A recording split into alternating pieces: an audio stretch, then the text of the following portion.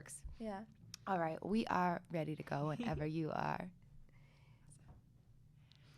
Hey everyone, welcome back. It is your girl Bree Undeniably. We are here for another episode of my new speaker series, Deep Conversations with Dope Individuals, where we are talking development, decision making, and dedicating yourself to purpose. Today, I am here with a super dope individual. I say it every time, but this is someone who is definitely special to me. Someone who I know has been dedicating herself to what she loves to do since the moment I met her.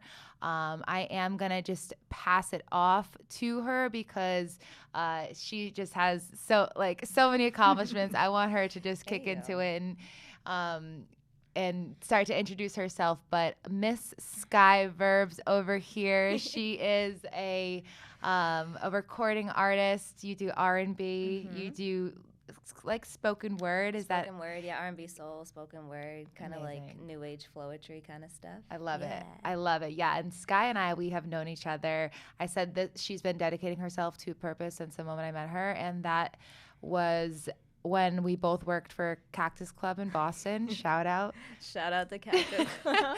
Shout out to everyone at Cactus Club. So we met. We were both serving. I think I might have been bartending at the time. You were bartending. Was I bartending? Yeah, you were behind the bar whipping up those sangria margaritas. Yes. Oh my God. That was my first bartending job too. I learned everything about the restaurant industry at Cactus Club. Yeah. And we have already spoke. We know some dope individuals from Cactus Club. Some really cool people came out of there. A lot of cool people. All right, before I hand over the mic to you, Skye, I just want to give my shout outs. I get so excited at the end of the podcast and I forget, so it's better. I don't want to be rushed for time. It's better I give them now. Shout out to Gotham Podcast Studios. That is where we are recording, both audio and visual. They have been awesome. So supportive, so appreciative of them. So thank you, Gotham Podcast Studios. And also, definitely, most importantly, shout out to MC Kicks. They are the ones providing me with all the merch. So if you're watching this on YouTube or any other streaming source, you will see that today I am wearing the red Bosky Claws sweatshirt, and as well as my phone case right here. If you can see the Everything Spicy phone case. We're in the holiday season, and this you can find them at MC Kicks. Pause. It was so good. It was so close to get it without a tongue twister. At MC Kicks, that's at EMCEEKICKS. You can get all your dope customized merch, sneakers, apparel, whatever you want. Okay, I'm handing it over. Clearly, I have some tongue twisters that I need to work out here. Skye, why don't you go ahead, introduce yourself, tell us all the amazing things you've done in your industry, and then we'll really kick it off. Cool. So I go by Skye Verbs. I'm an R&B singer, songwriter from Stamford, Connecticut. Shout out to the 203. I started singing when I was like 4, and I knew very early on that was kind of my purpose. I told my parents when I was like 7, this is what I want to do, and they were, God bless them both, very supportive in that way. And they were like, all right, so what do you want to do?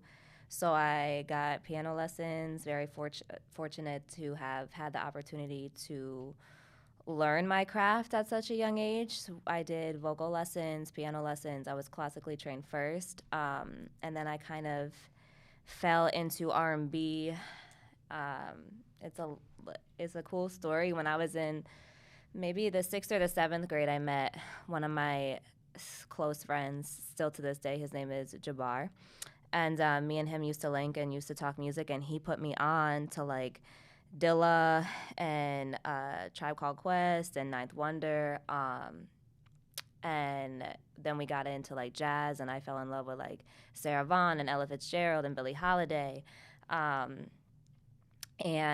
that, I think, kickstarted my love for R&B and soul music. And then just the older I got, the more I tailored it to specifically what my soul was best at expressing.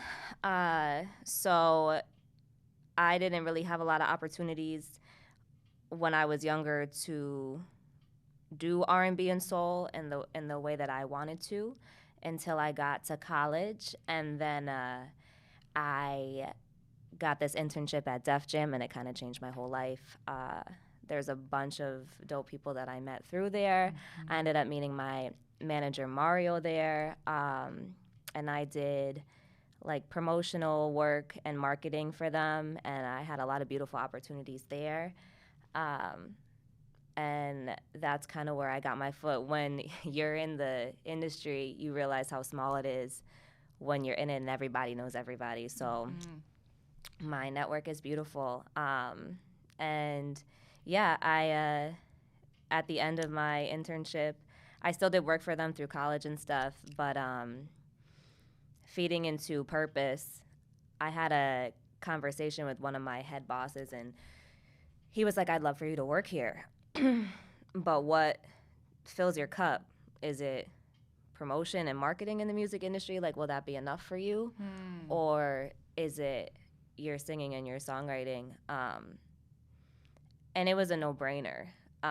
When I was working with other artists, I loved, I met Janae Aiko, I met Ross, I met Sean, I met Logic, I met Khaled. I met a bunch of different people. That's so awesome. And on a personal level, I connected with all of them, and that's kind of where my heart was. So I left Def Jam, and I started bartending full time. So I have been in the studio for the past, I graduated 2015. So for the past 6 years, been in the studio and bartending full time to support the dream. Amazing. You're hitting on, I just I love hearing it, because like I knew when we met each other, you were in it already. Right. And I think it's just so cool to just hear you speak on the development that you've gone through, and the places, the people that you've met, the places that you've been, like the things that you've done, all for this piece of you that you can't let go of, because Right. it is what you do. You said, it's what what your soul is best at expressing. Everyone, I'm going to say that again. She said it is what her soul is best at expressing. Like Right. that, just saying that, like when I heard it, I got chills, but saying it over, like that is something that everyone deserves to feel. But I think being scared to feel it is part of it. 100%. Being scared to lean into it is part of it. Yeah. Really just making the choice that what you love is also what you want to do for the rest of your life is part of it. Because I think that's all, it's all part of this journey, like where it's a hard decision, because if your soul can do one thing, but you don't know where that one thing is actually going to take you, Right. that unknown feels scary. And I commend you in every way for having dedicated yourself completely and fully to this, and making that tough decision too. That was tough. It's wild because I didn't ever think I had another decision. Oh, speak on it. Yeah. Yes. I knew it was like not something that was gonna be easy, but when you're so deeply rooted in purpose, it doesn't really matter what the path is. You're in the know. So I don't know, and I can't explain. I've always been in the know since I was so much younger than I am now. And so I just have been following that, and it's not like a consistent journey. And there's like a lot of lows and a lot of highs. But the thing that has been consistent for me is just like always knowing exactly what I was put here to do. And that can take people a really long time to figure out. I think that because I was so much purer when I was little, and there wasn't a lot of factors in the way yet, I was blessed to have learned at such a young age, and then it clicked with no other distractions. And I've been following that purpose ever since. But yeah, the older I get, the more difficult it becomes. It's still the truest thing in my life. So when I was at Def Jam, I was thrilled. Like, I love the music industry. It's very similar to the bar industry in the way that it's just like no bullshit, just like and dry sarcasm, and like you have to have tough skin. And if you don't have tough skin and you stay there, you'll get tough skin because you won't survive. And I have always had like super tough skin. I don't know. I just like feel like I was made for this industry, and the bar life has prepped me for the shit that I've dealt with in this music industry, and I've gotten a million no's, but I always say yes to myself at the end of the day. Like I already know if I don't believe in me, I'll still believe in my purpose. You give yourself the most important yes, and I think that's pretty amazing, because again, we all get scared of the no's, right? You know, when the world is turning you down for something that you're like, no, I'm gonna keep doing this, I'm gonna keep living this, I'm gonna keep doing this for me. I just think like that is strength and courage all wrapped up into like this place that I want us all to tap into. Right. You know, that's like the point of the podcast. I feel like you embody like the point of this podcast. And I'm so serious. And I know that, you know, we've had our own conversations about this separately. And I just like, I want everyone to just hear loud and clear what she's saying, because you're being transparent with the fact that it hasn't been easy. And you know that you have continued on in that path of it being anything but easy. Right.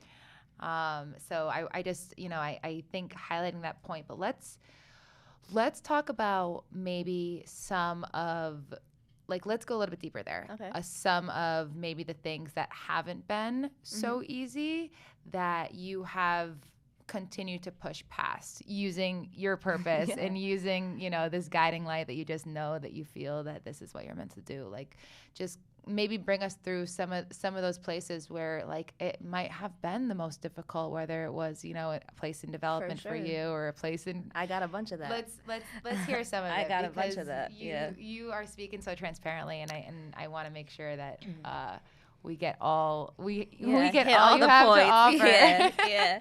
I think one of the most difficult things that has been a part of this whole journey is the finances. Most people I know, this is not like a new thing, their passion and their paycheck are not the same. And that's the goal, is to make it the same, is to make them parallel. But when I graduated, I was living on, and I still continue to live on my own. And like, you know, your bills don't care about your passions, and your bills don't care about, you know, studio time and time with family and friends. And so I basically had been bartending for about 60, 70 hours a week. And then on my one off day, I'd be in the studio all day.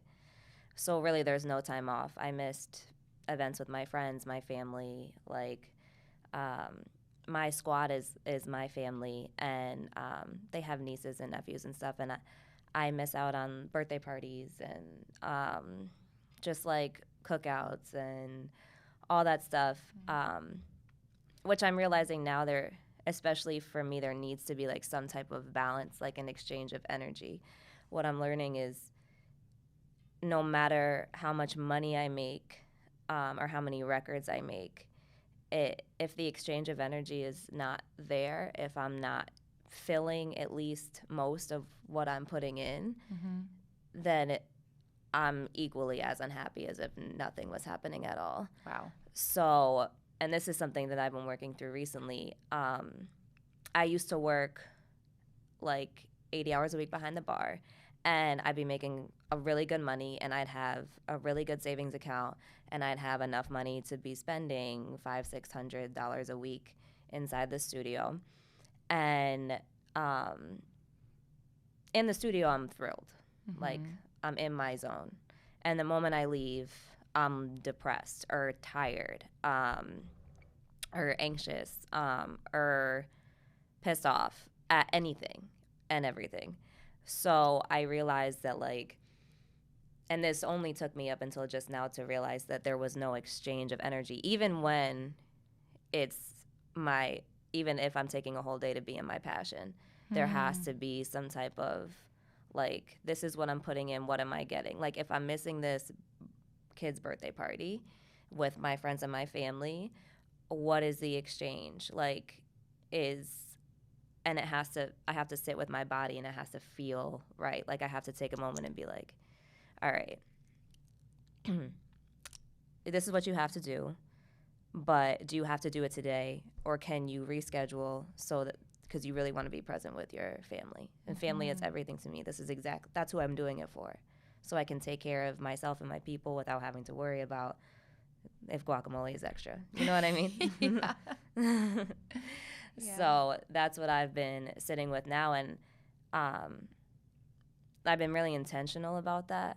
And for a while, like, I know that we've pressed on this before. My relationship with God or spirit, or whoever, whatever you want to call it, if you want to call it anything at all, is so important to me.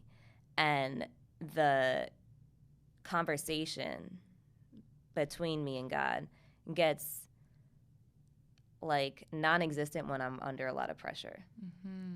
So, like, trying to stay connected and stay intentional with myself and my word in the midst of all this shit has been something that I've been working on. But I can tell the difference when I'm connected and I speak my intentions and what I need, and I'm present. It happens for me. Wow. You're hitting on so many things. I want to get to them all, but well, first and foremost, I appreciate you just speaking openly, organically about where you're at now, because I think, especially when, you know, if we're not exactly, you know, where we're pushing towards yet, it can feel vulnerable to talk about where you're at right now. And so I am so appreciative that you're able to speak on that. One of the many reasons why I'm so excited to have you here.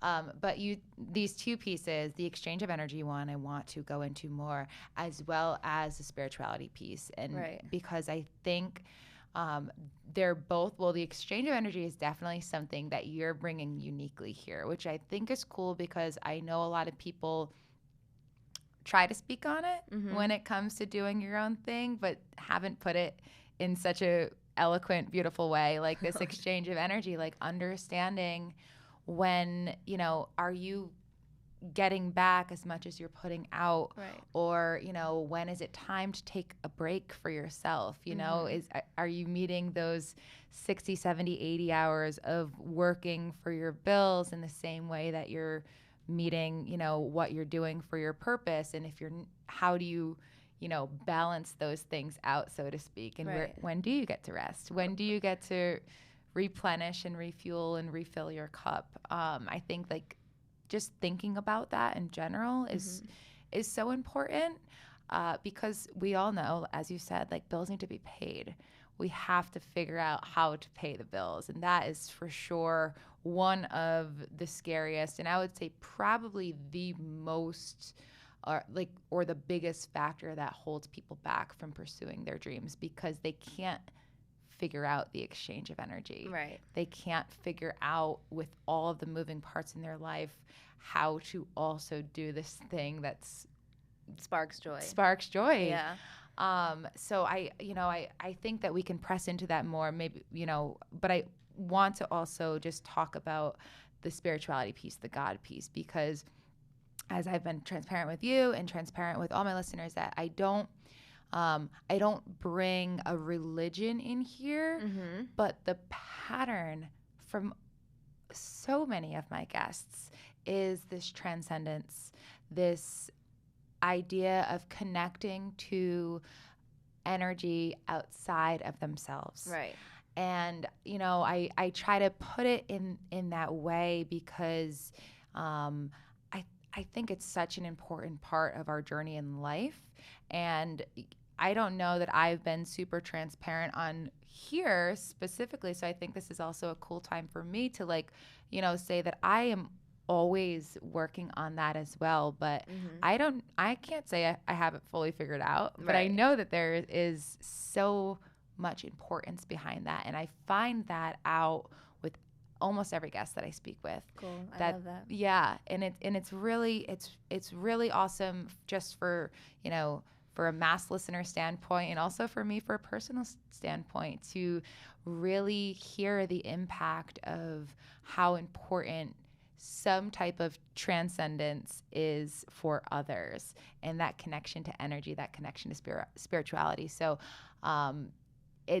we're all in a learning process, and that for sure for me is a place that I feel like I learn so much from people, seeing how they understand spirituality and how they connect to source energy, and whatever that might be, God or whatever you might want to call it, if you do call it something. So I just think highlighting those two pieces of what you said are super important.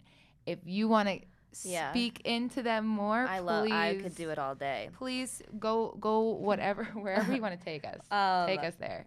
Well, so the hustle is so important, right? And my whole life I've been a hustler. Since I could work, I've been working, there was one point in my life where I was working 4 jobs, and then I was in the studio on half days because I didn't have a day off. And I was thinking to myself, like, what am I even, like, what is the purpose of this? I know my purpose, but what is the purpose of this? Because I'm not, like, I'll be happy when. I'll get more tattoos when. I'll get in a relationship when. Like, all these things when I've done this. Right. Then I'll do everything else. But then what happened was I was getting resentful of this because I wasn't doing anything else. Right. And I'm just like, I'm not getting younger.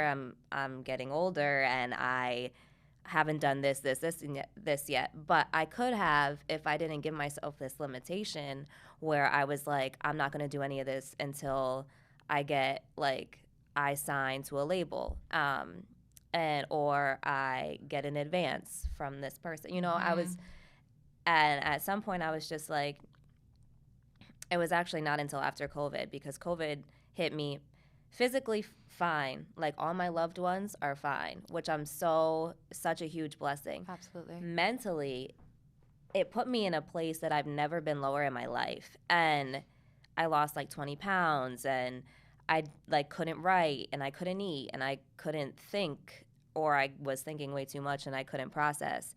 And I didn't know how to pull myself out.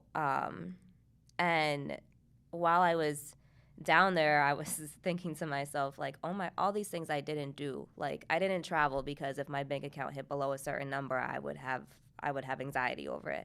I didn't take off work because I was like, this is going to be a $700-800 night. Like, I need that $800 to put in my savings for a rainy day, or like, just, I was not living my life correctly. I was chasing a dollar.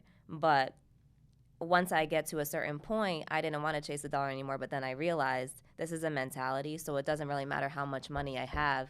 If I don't stop myself from chasing a dollar now, I'll always be chasing a dollar, because $5,000 in my savings wasn't enough. I got 5,000, then I wanted 10. I got 10, then I wanted 15. I got 15, it should be 30, and all this stuff. And I'm just like, let me pause for a second and see what I can do about this, because now I feel like I need to rework a lot of things in my life. So I got a life coach. Which at first stressed me out, because I was like, I got to spend money on a life coach.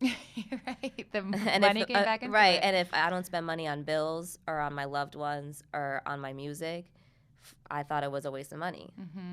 Wow.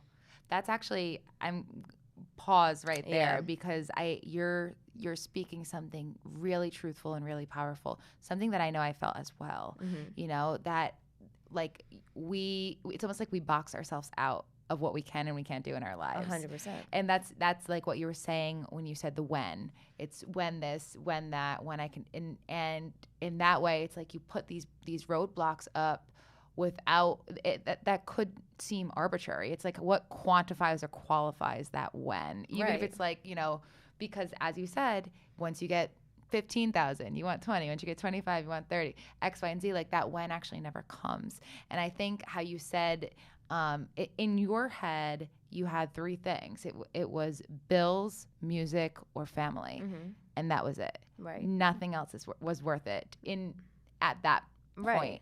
And I just think like highlighting like that type of mentality right there. It's like we have to understand how that's helping us and how it's hurting us. Right. Because I was like, I'm not showing up for myself, which means I'm not even showing up in the capacity that I could for other people. Right. Like I could love them better if I love myself better. So when I was like rewiring my mentality, and when I met my life coach off rip, I loved her. We both grew up Roman Catholic, and we're like, at some point we were both like, no, love God, hate religion. And we both talked about, you know, how we didn't feel connected in a church. And then I had this realization that my connection is in a bathtub, and that's where I go to church. So I go to church a couple times a week in the bath, and I talk to God and tell and him, for me, feels comfortable. My two male presences, that's not correct, but in my life are strong, and I thank them so much. And my brother is my rock and my best friend. I just feel like for me, stability up to this point has a male energy, just from what I'm been used to and what I was raised in. So that's what I connect to. That's why I call God him, but her, Black, white, Asian, you know, whatever you connect with that makes you feel connected. Right. I feel like God wouldn't care what you thought God looked like as long as you were connecting with said God, you know? I love it. It's so true. It is so true. So and that's like where that's my space. So anyways, I loved her, and she helped me realize that the bath was like, I always knew that was church, like for the past 5 years, but like I've really been connecting, and she's helped me. She's very spiritual, and she's helped me connect. And then one of the first things that we dove into was like taking care of yourself and what that means. And I was telling her, like, I want to travel. Like after COVID, I promised myself I wouldn't say no to a trip, but I'm really nervous to see my bank account slip. Right. And we worked on that, and I ended up going to the Bahamas, Cali, the Dominican, and Antigua this year. Wow. Oh, yes. And I don't regret a dollar. I don't regret a moment. I don't regret. Amazing. And my bank account is slipping. In savings, but in life, I feel like I can breathe. Yeah. That energy exchange. Yeah, the energy is exchange. So, like, what's the exchange of this $1,500? Yeah. It's a whole week where I don't have to be behind the bar, where I can be on a beach with people I really love. And we ended up meeting people on the island that, like, I still connect with, we still talk to. They told me stories about life, about love, about heartache, about, like, just art. It was just like, this is living, you know? Unparalleled experience. Unparalleled experience. This is living, like, and I can do better work here than I can behind a bar, you know? And who says that one of these trips I don't meet somebody that can open a door for me, that could pay me more money in that one experience than I can make a whole year behind that bar. So that and it still hurts to see the money come out of your account. Yep, I hear that. And pay my rent today, and every month it hurts the same. Yeah. And I know it's coming, and it still hits so hard, but I'm okay. Because I've always been okay, and I'm never gonna slip below the point where I can't pick myself back up, because that's not who I am. Like I have to trust myself that that's what I'm gonna do for myself. Yeah. But that exchange of energy has been like really. I think about it in terms of everything. Like if somebody calls me, I have to sit with myself and be like, if this 45 minutes on the phone with this person is gonna drain me, I'm gonna text them and tell them that I have to talk to them another time. Yeah.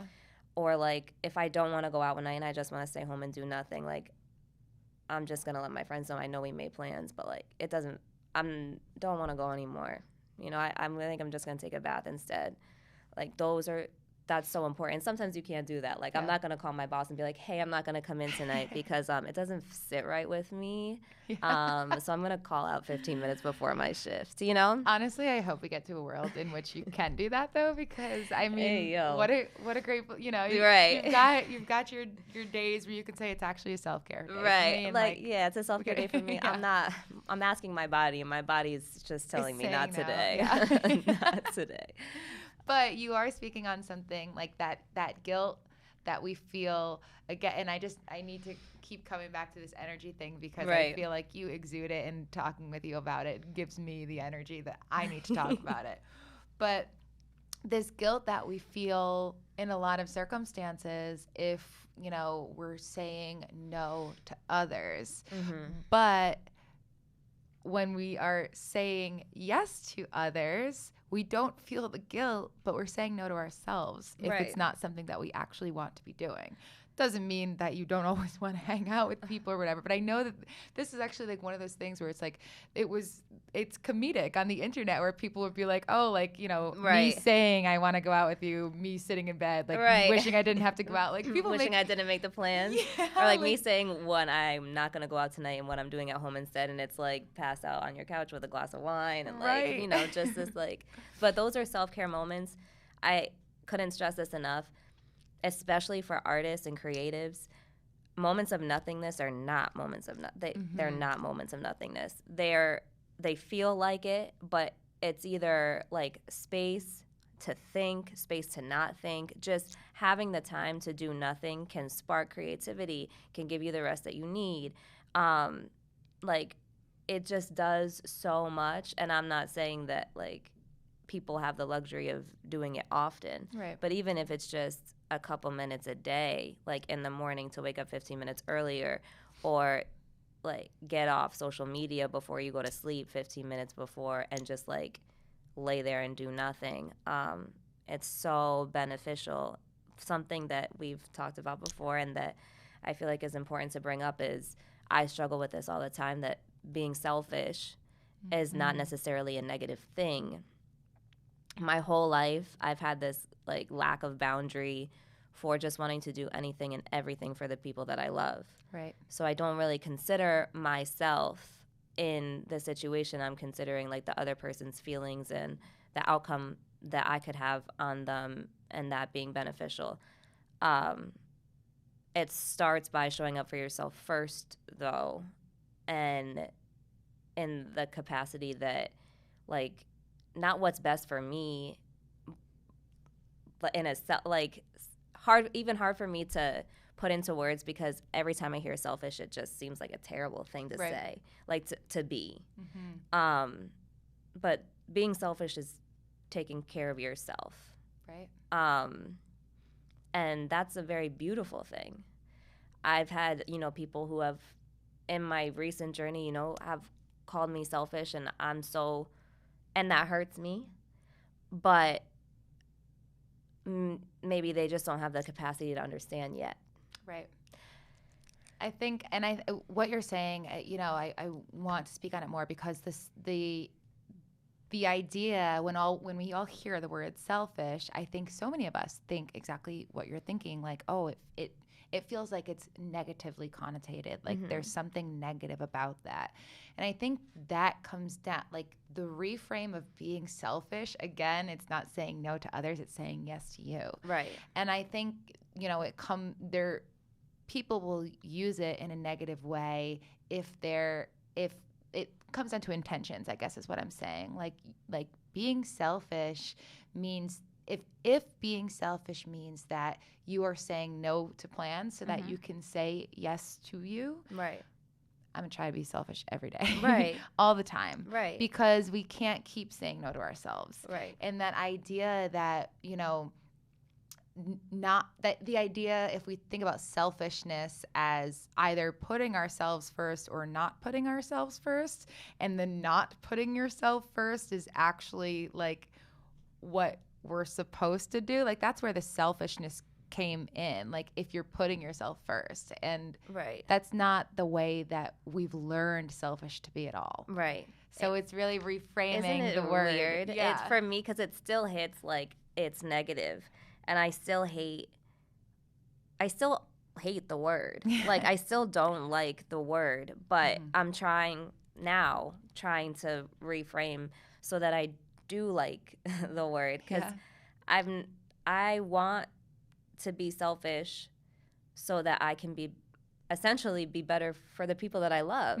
Like, I want to be able to be the best me, to give the best me to you, which is not selfish. Again, and it's also not even doing it for me, it's doing it for others. But the exchange of energy is there. It sure is. The exchange of energy is there. So if I need a whole day to just like take care of myself, or somebody wants to do something that really doesn't sit right with me, or like, especially like going out and being around people I don't want to be around, that are not in your circle but are in your friends' circles, I don't even do that anymore. I don't even have enough time to spend with the people that I love. Right. So I'm not going to take extra time to be around people that I don't really like. Right.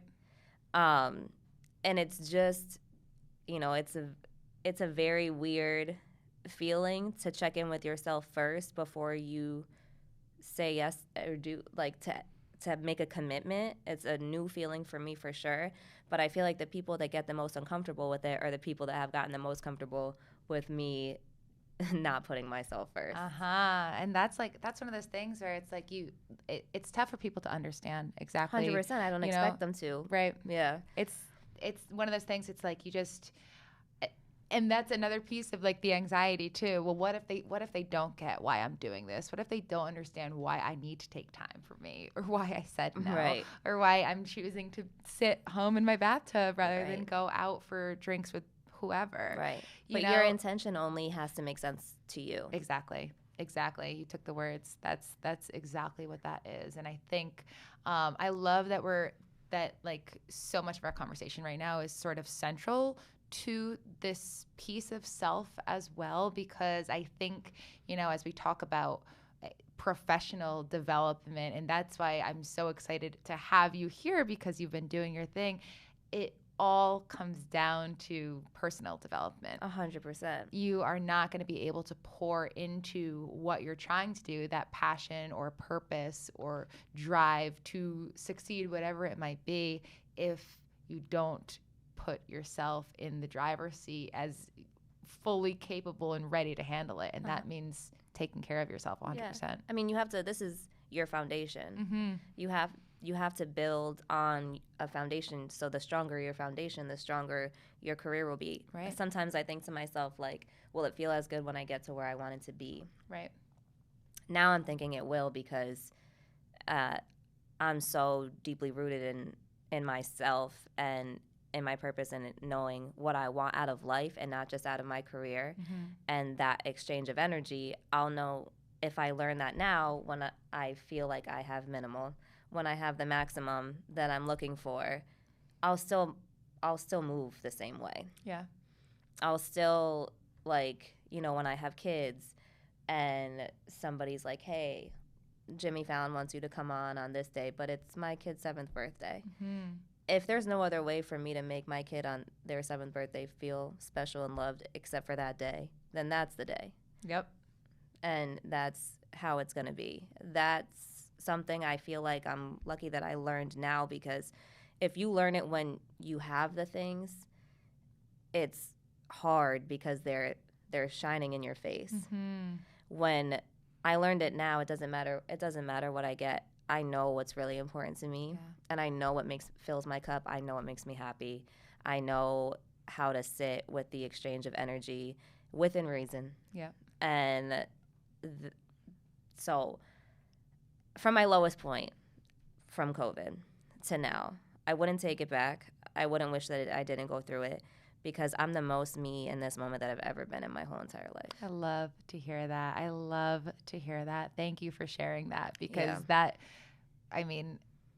all I have to say. Yeah. I'm so happy to hear that, because I can feel that. Like you are just so real and true to who you are. I mean, you always have been, but it's one of those things. It's like I'm sitting across from you, and like the comfort that you have in being able to say exactly where you're at, what you're doing, and where you're going. It's like I don't think I know I don't think, honestly, I know anyone else who is more comfortable like understanding those things about themselves. And I think it's just so cool to talk to you and see that realness like radiate off of you. I think that vulnerability scares people. I don't think, I know. It scares me too. Vulnerability, having emotion, especially, you know, men and the men in my life, I talk to them all the time about emotion is not a female trait. It doesn't have a gender. Speak on it. And I'm not saying everybody deserves your vulnerability. I'm not saying that either, but it's not a weakness, and there's so much power in it. Right. And it's what connects all of us. I think that's why I have, you know, my life coach and all my friends, they say the same thing. I could have a deep conversation with a tree. Like, my life coach was like, don't be like, I go out on a date or I'm in a relationship and it has depth, like I want to stick in it. It's going to have depth wherever you are, because that's just the kind of person that I am. But I feel like people feel comfortable with me because I create that space, because I created it for myself, where flaws and things that need to be worked on and being vulnerable for me is like poetic and beautiful. And I don't see it as a reason not to love. We all have our demons. And the only thing that would bother me is if you would use those reasons to also not love me, like for my faults. But that, and I could run in circles, which I do all the time, about my feelings and my emotions. But I realized a really long time ago that I was super emotional. Like, I used to think that my teddy bears would come alive at night, so I would tuck them all into bed in my drawers. Oh my gosh! So that they would all have a safe place to sleep at night. And I love that so much. And the older I got, you know, I realized I had to build a backbone, because I was really nice and I would get picked on all the time. And now I have a backbone, so now I know I am gonna be super nice, but please don't mess with me. Yeah. Because as me, and especially my loved ones, I'll go harder for my loved ones than I will for me. But that emotional space, for me, I'm realizing now is more of a superpower. That girl, I forget her last name. Her name's Victoria. She plays on You. She's Love on You. Oh, yeah. I don't know her last name either, but I'm a big You fan. She did this interview for, I think it was sponsored by BetterHelp, which is that like online therapy portal.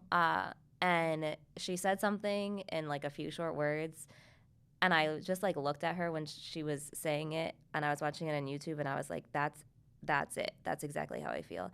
She said, I feel a lot, and sometimes it's awful, but sometimes it's awesome. And she said, like, it feels good when I can like recognize that, or like something like that. And I was just like, that is it. Because for me, I feel everything so deeply, and like, I'm sure it can get annoying for people who don't cut this deep. You know, when they're just trying to have a normal conversation, and I'm like trying to like cut so deep, and like I'm like, let's talk about Tell me more. Trauma. Like, let's go let's deeper. go deep. Tell me about your childhood. Do you have friends? Like, what did you do with your teddy bears when Yeah. you were younger? Yeah, I need to know. Do did you still keep have them? them? Yeah. Are they still special to you? Mine are still in a box that looks like a bed. I'm 29. Well protected. Yeah, well protected, and I pray over them. Like, I just, you know, and this is just, it's just who I am, and it's not for everybody. But I feel the best about myself when I'm super open about my emotions and not hiding. So, like, if I like you, I'm going to tell you. Yeah. If I don't like you, I'm also going to tell you. You know, like, I don't have time, and I am realizing I want to spend more time doing things that I love with people I love, you know. So I don't have time to be in a situation that I'm putting myself in, but I don't want to be in, because I don't want to hurt your feelings. Right.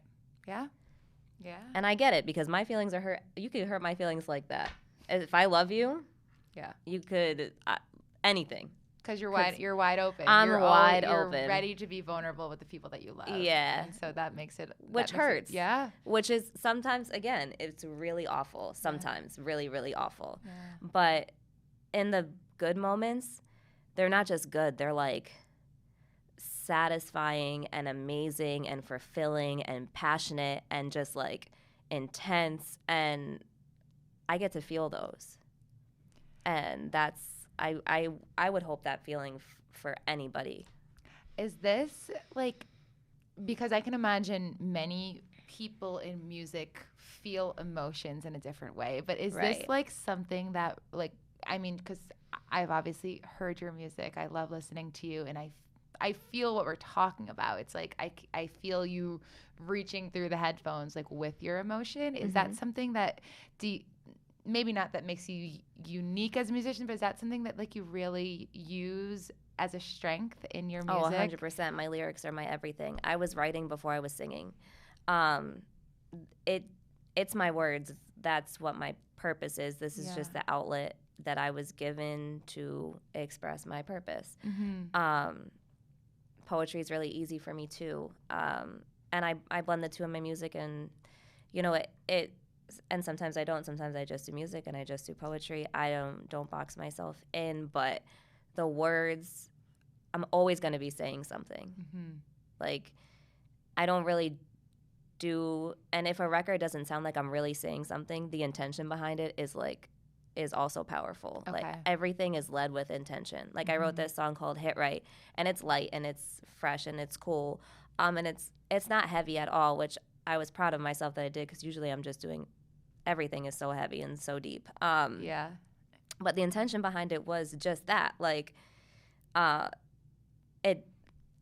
having a moment where I'm just light right now. And like, I'm just present here, and I'm just having a good time with my people, and I'm just enjoying this very present moment.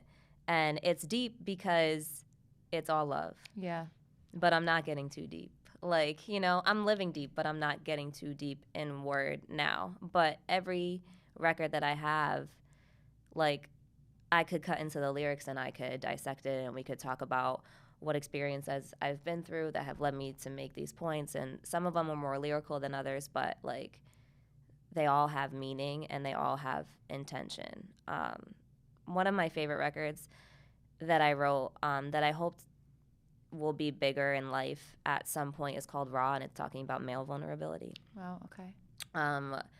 And that for me is so important, because I just feel like that when I was growing up, and this happens, like, have this conversation with my brother, as like an alpha male or a type A personality, you think that you have, as a man, you have two emotions. You have anger and you have happiness. Like, those are masculine. But that's not true, because I feel like maybe the anger is sadness or insecurity or uncertainty or discomfort or anything else besides that, but you're portraying it as that because that's what you think is, like, masculine. I wish that we could build more spaces where, like, vulnerability is sexy, because to me, it is so sexy, like undeniably sexy when somebody can be vulnerable with me. Like, that's what does it for me. That's what hits for me. I hear that though, because it's like you're like the vulnerability piece, like you're letting someone in to a part of you that not everyone has access to. And how fire is that? Like, that makes me feel good about myself, that makes me feel good about you, and that builds, like, this connection. So whatever we do from here on out, we have this connection that's special. Right. So everything else after that is intentional, and intentional feels so much better than casual. Yeah. Oof. Chills. Are those lyrics? No. My gosh. They might be. I might listen to this back and be like, that actually works for me. That's it right there. Yeah. Oh my goodness. Yeah. I mean, yes to all of that. I mean, let this be the space. You know? We're out here 1,000% pleading. We are starting the space right here. A space right here where that can be a thing. I think it's so powerful. The best relationships I have are with people that have been the most vulnerable with me. And I can't sometimes, which is silly, I have a hard time putting into words, like what that feeling is when I'm 100% vulnerable and honest with somebody and they're so beautifully receptive and I feel understood without having to explain myself all the time. Yeah.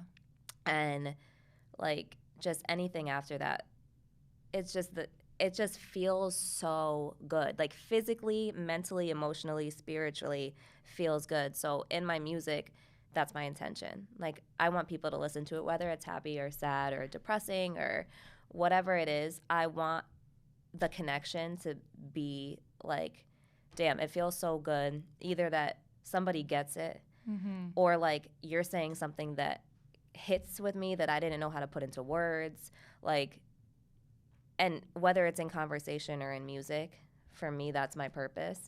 And yeah, I'm learning now more than ever that if it makes people feel uncomfortable, I get it. Yeah. But I'm not going to stop.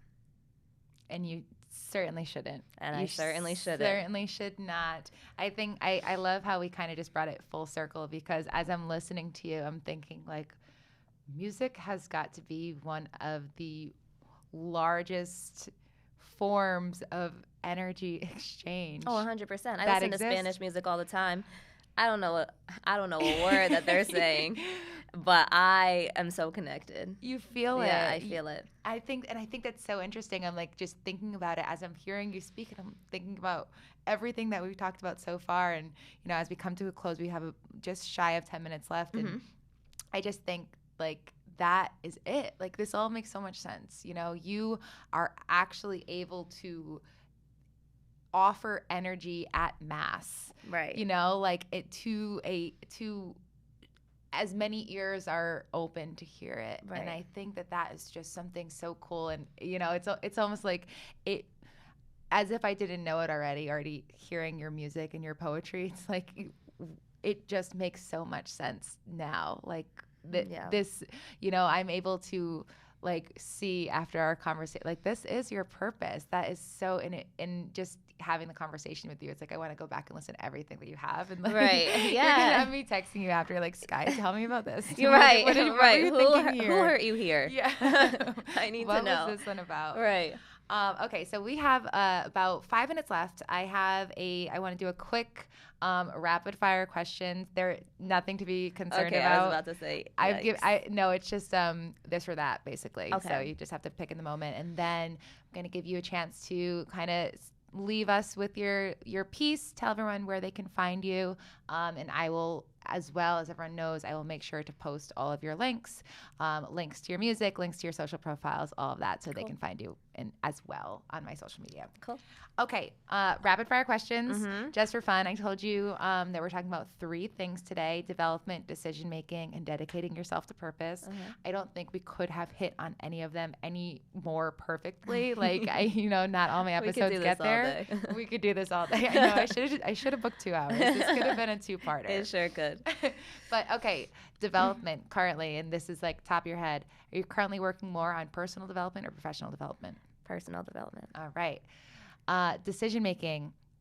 Do you make decisions more based on choice or guiding voice? Guiding voice can be intuition, spirituality. Choice is like you feel set in it and you're going to just make that decision. Spirituality, whatever. Guiding voice. Guiding voice, yeah. Yeah. Choice or guiding voice. And the last one, dedicating yourself to purpose. Was that a singular moment in time for you or a daily practice? It's a tough one. You can go for it. Not my Libra ass saying it's both, because it was a single choice, but it needs to be maintained like anything else with daily practice.